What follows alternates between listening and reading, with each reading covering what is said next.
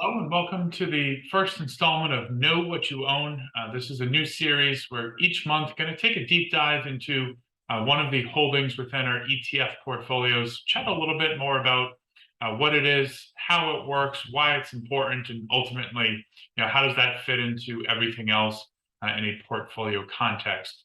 To kick things off here, we're going to look at the S&P 500 GARP index. This is in essence replacing the S&P 500 as a core equity component. We're going to talk a little bit about what GARP means, the benefit to you as the end investor. So we do have a quick note here just to keep the lawyers happy. Before we go forward, though, I want to just offer a little context. The S&P 500, most folks are familiar with it. This is arguably the most widely accepted benchmark, the sort of measure of the U.S. stock market.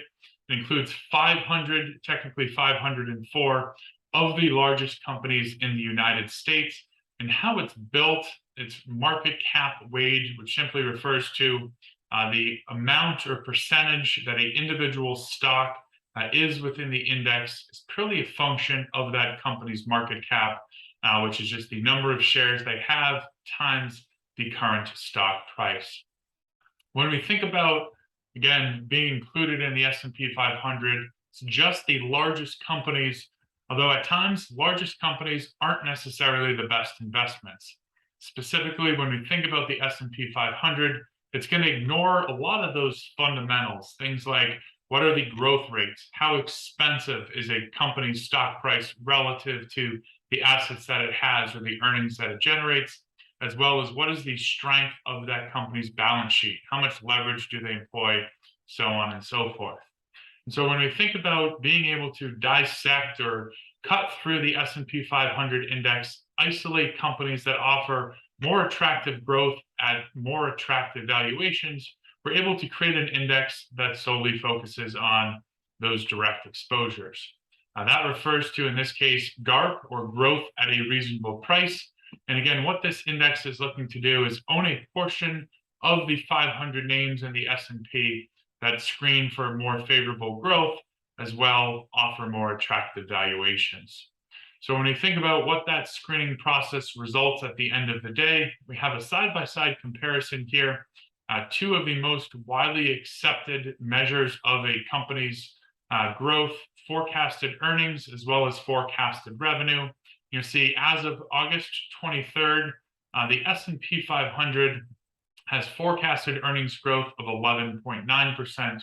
However, if we build an index using the GARP methodology that is only owning the companies that screen for the highest growth, you'll see they offer almost a 2x advantage at 19.3%. Same thing when you look at forecasted revenue growth, 8.1 for the S&P, more than 2 times that for the GARP names. Same thing when we transition and look at valuation. So in measure of what is a company's stock price relative to earnings, or relative to the sales that a company has, relative to book value, which is a measure of a company's tangible assets. S&P 500 currently trading as of 8/23 at price to earnings of 20.2 times versus almost, again, half the GARP names, coming in at 10.9%.